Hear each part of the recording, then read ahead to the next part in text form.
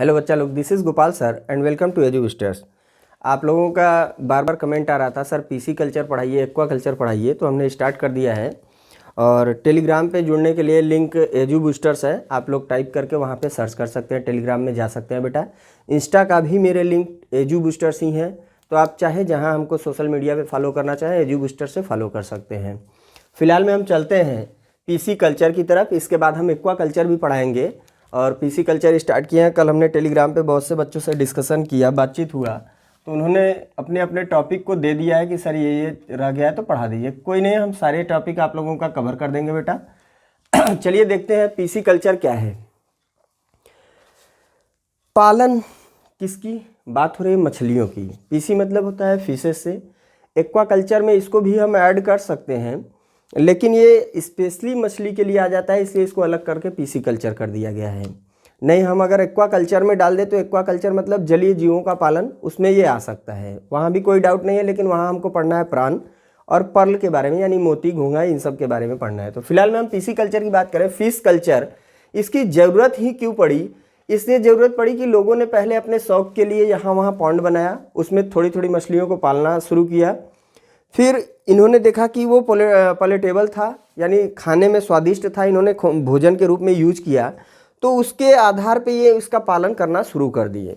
लेकिन जब ये खाते गए तो जो लोगों के पास ये चीज़ नहीं था, मछली नहीं था, उनके पास ये ले गए, अगर उनको इसका टेस्ट मिला तो वो कहीं ना कहीं से उनको भी शौक़ लगा इसे खाने का, तो वो इनको दाम दे के लेना चाहें।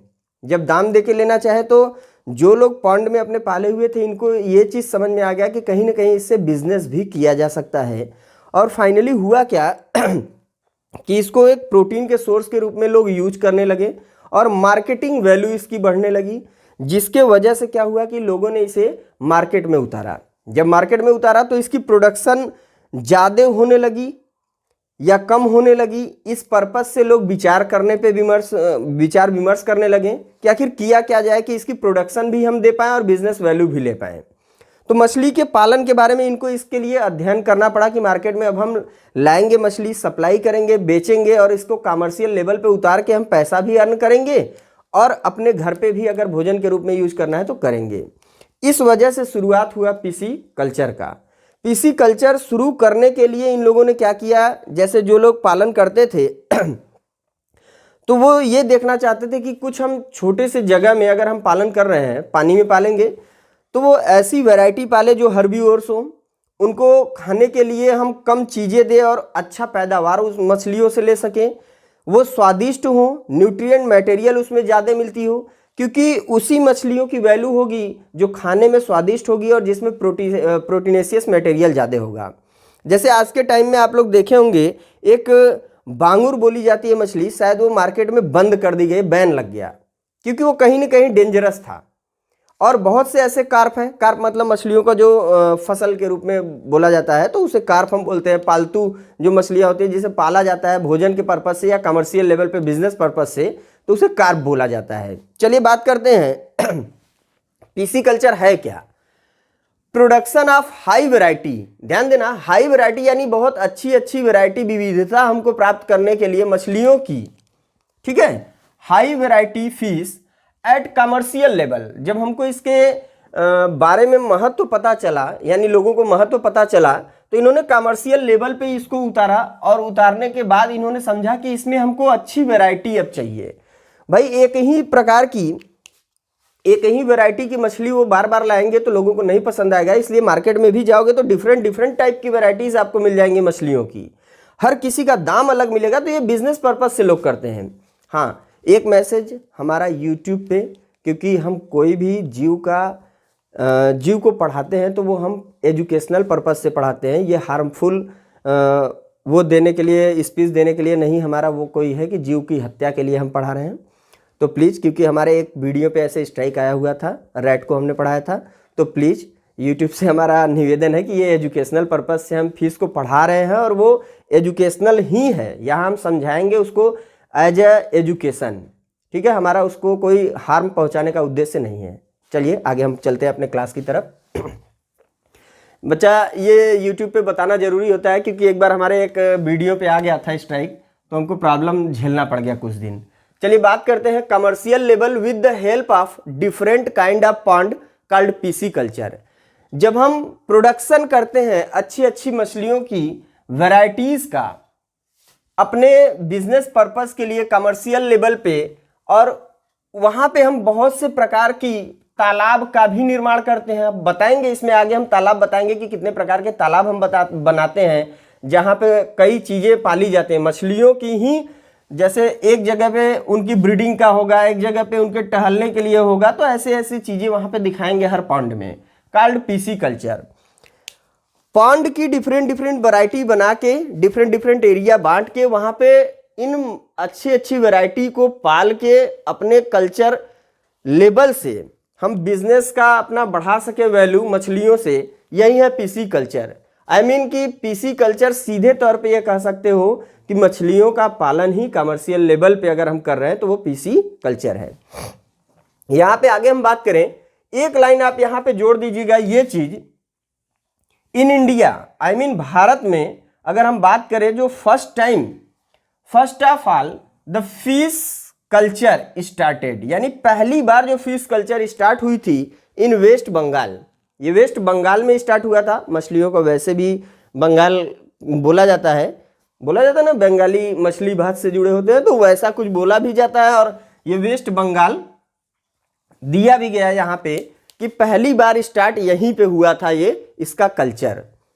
अब आगे चलते हैं। From ancient time man has utilize the pond. पहले जैसे हमने अभी स्टोरी बताया था वही चीज कि पहले के समय में इन लोगों ने क्या किया कि पॉन्ड बना के अपने इंटरेस्ट के हिसाब से and kept fishes for their interest, यानी अपने शौक के लिए ये पॉन्ड बनाते थे और वहां पे क्या करते थे, मछलियों को पाला करते थे।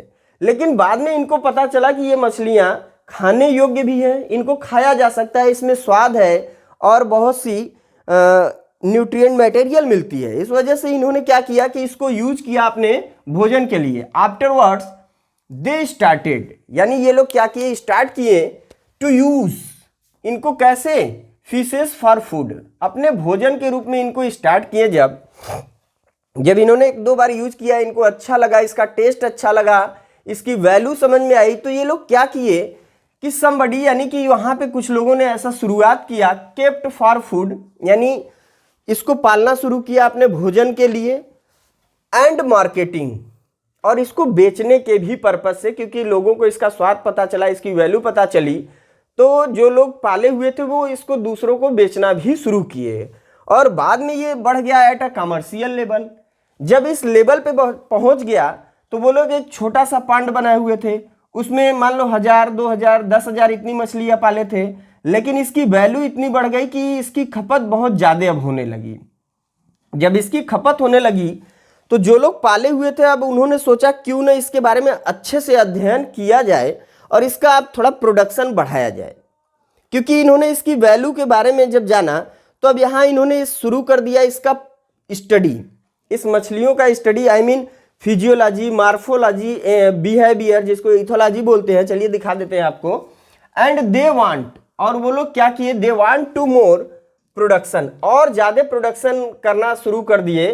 सो दे स्टार्टेड टू स्टडी, और ये पढ़ना शुरू कर दिए, इसलिए इन्होंने पढ़ना शुरू कर दिया अबाउट फिशेज, मछलियों के बारे में। क्या क्या मार्फोलॉजी उसका समझे कि भाई कैसी कैसी होती हैं, उसके पूरे फिजियोलॉजी के बारे में समझे, क्योंकि अगर इसमें क्या रोग है, क्या नहीं है, ये क्या खाती है, सब कुछ इनको जानकारी जरूरी था। हिस्टोलॉजी, इथोलॉजी, हैबिटेट, यानी इनका आवास और ये कैसे रहते हैं, ऑफ फिशेज, मछलियों की सारी अध्ययन ये लोग करने लगे, जिससे अच्छी प्रकार से नॉलेज हो और हम इसकी अच्छी वैरायटी का प्रोडक्शन बहुत ज़्यादा बढ़ा सकें। ठीक है। एंड कंक्लूडेड दैट, और ये निष्कर्ष पे पहुंच गए थे, जानकारी भी बहुत अच्छा ले लिए। फाइनली इनको ये समझ में आया फिशेज आर ग्रोइंग देमसेल्व्स, ये भी प्राकृतिक रूप से हैं तो ये खुद ही ग्रो कर सकते हैं, themselves.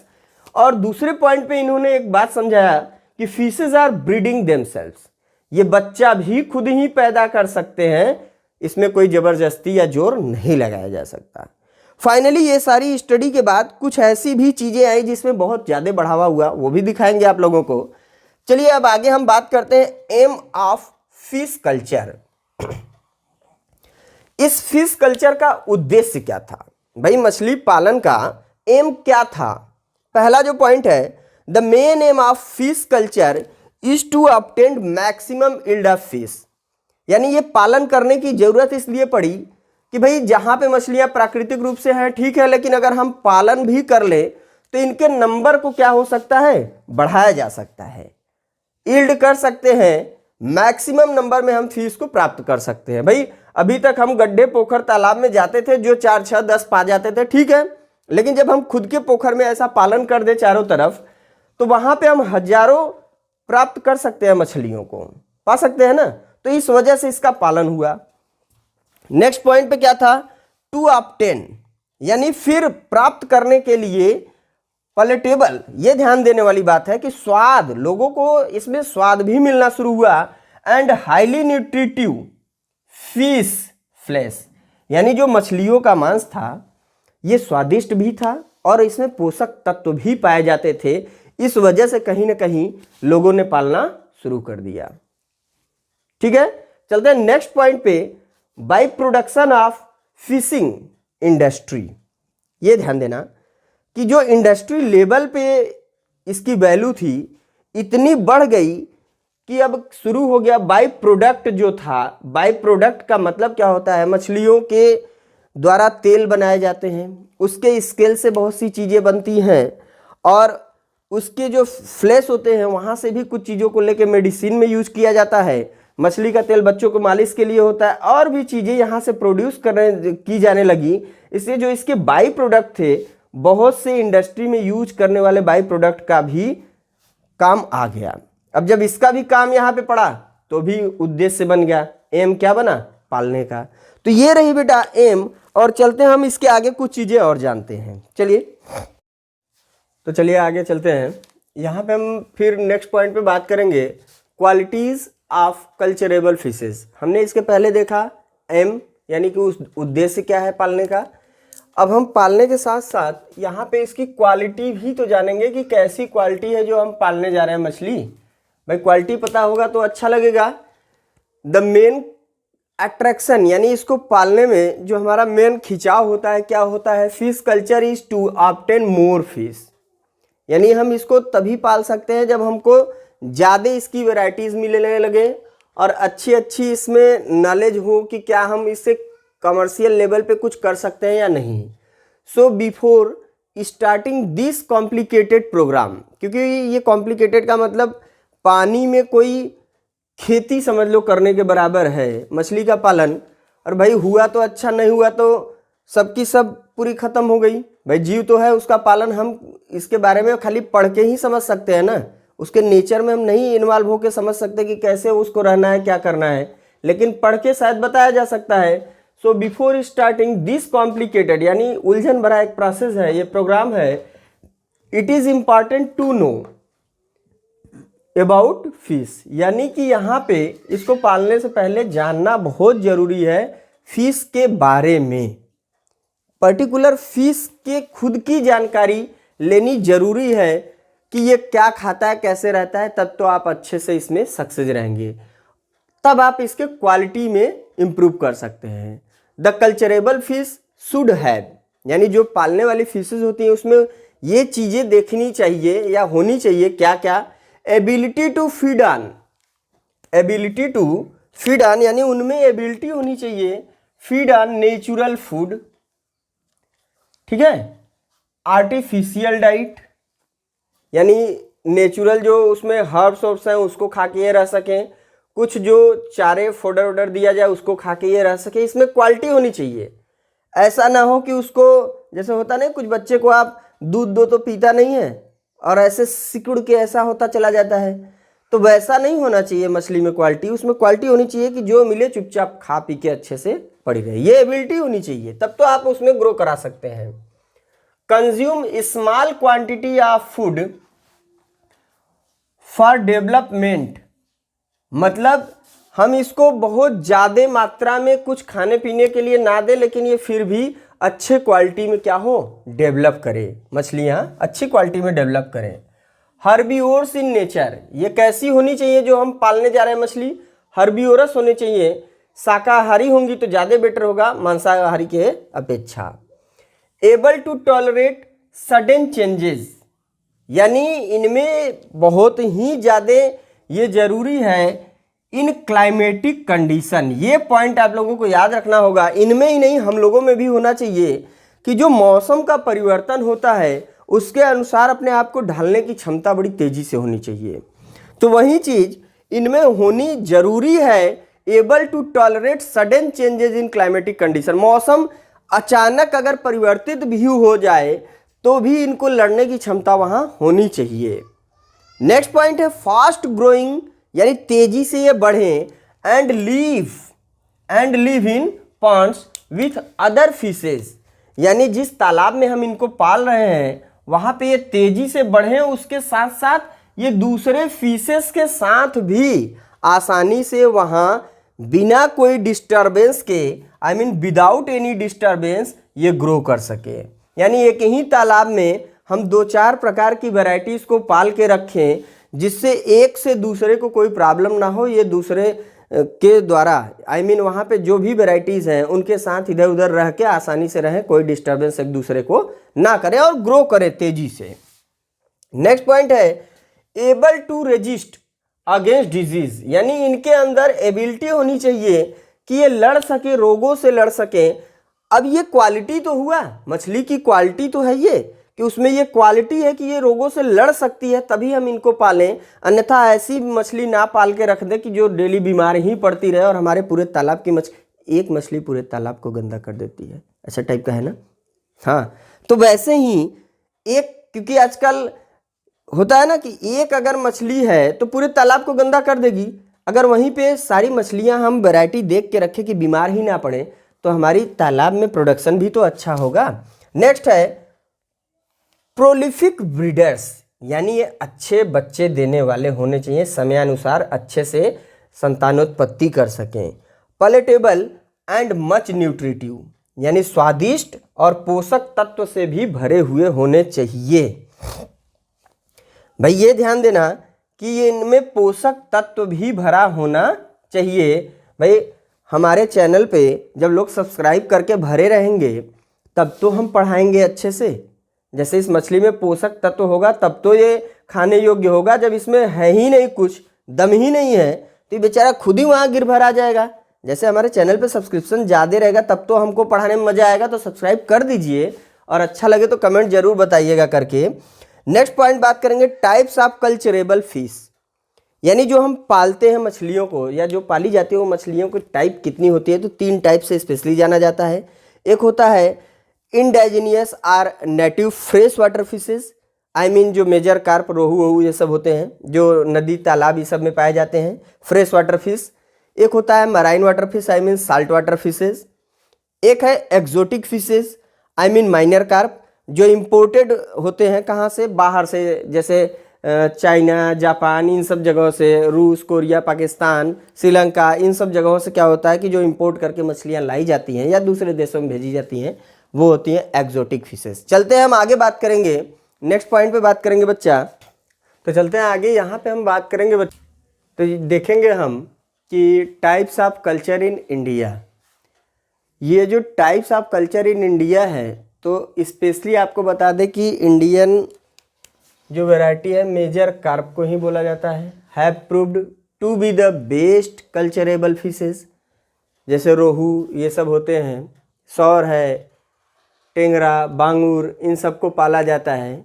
Major carp have proved to be the culturable fishes in India having following features, जिसके पास ये फीचर्स हैं, लक्षण हैं, उनको पाला जाता है। कौन कौन है देख लिया जाए, लक्षण देखा जाए, मछलियों को लिखाएंगे आगे।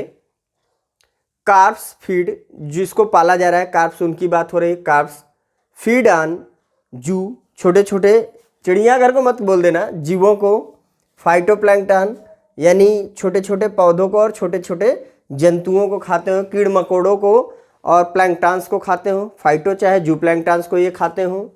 Carps can survive under higher temperature, यानी ये जो कार्प्स है जिसको हम पालने के लिए रखे हैं ये ज़्यादा उच्चतम टेम्परेचर पे भी आसानी से सरवाइव कर पाएँ।